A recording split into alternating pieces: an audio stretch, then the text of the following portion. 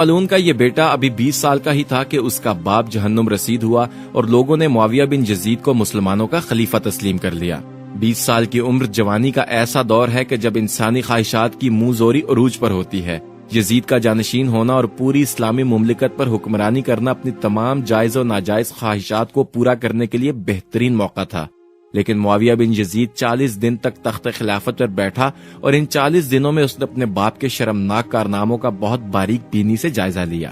جب اس نے دیکھا کہ میرے باپ نے اسلام اور مسلمانوں کو کس قدر عظیم نقصان پہنچائے ہیں تو اس نے محسوس کیا کہ وہ ایک دوراہے پر کھڑا ہے کہ حکومت کی باغ دوڑ تھامے رہے اور ظلم و ستم اور عیش و عشرت کا بازار گرم رکھے، یا تخت و تاج کو چھوڑ دے اور اپنے آپ کو ان ہولناک گناہوں اور ان کے دردناک عذاب سے دور رکھے۔ بالآخر اس نے فیصلہ کر ہی لیا۔ اس کا فیصلہ ان سچی تعلیمات اور اس ایمان کے طفیل ہی ممکن ہوا جو اس کے رگ و پے میں شامل ہو چکا تھا۔ اس نے ایک عزم راسخ کے ساتھ حکومت کے عہدیداروں اور عوام کو مسجد میں جمع کیا اور پھر خود ممبر پر جا بیٹھا۔ اس نے اپنی تقریر میں سب سے پہلے خدا کی حمد اور اس کے بعد رسول اللہ صلی اللہ علیہ وآلہ وسلم پر درود بھیجا، اور پھر وہ یوں کہنے لگا: میرے جد نے اس شخص سے تخت و خلافت کے لیے جنگ کی جو تمام لوگوں میں سب سے زیادہ اس مقام کا حقدار تھا اور اسلام میں اس کا کردار سب سے زیادہ روشن تھا۔ شجاعت اور علم میں وہ سب سے آگے تھا۔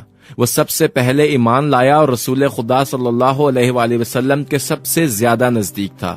وہ رسول اللہ صلی اللہ علیہ وآلہ وسلم کا چچا زاد، فاطمہ زہرا کا شوہر اور سبتین کا باپ تھا۔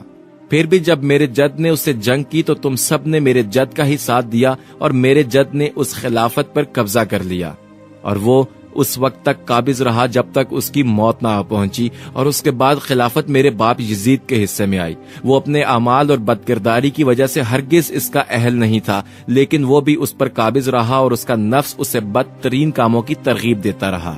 وہ اپنے برے کاموں پر بھی فخر کرتا تھا اور اس نے خدا کی بھی بتائی ہوئی حدود سے تجاوز کیا۔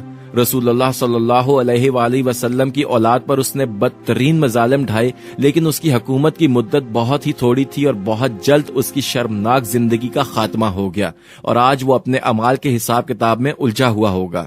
خواتین و حضرات، جب معاویہ بن یزید کی بات جہاں تک پہنچی تو اس کا گلا رند گیا۔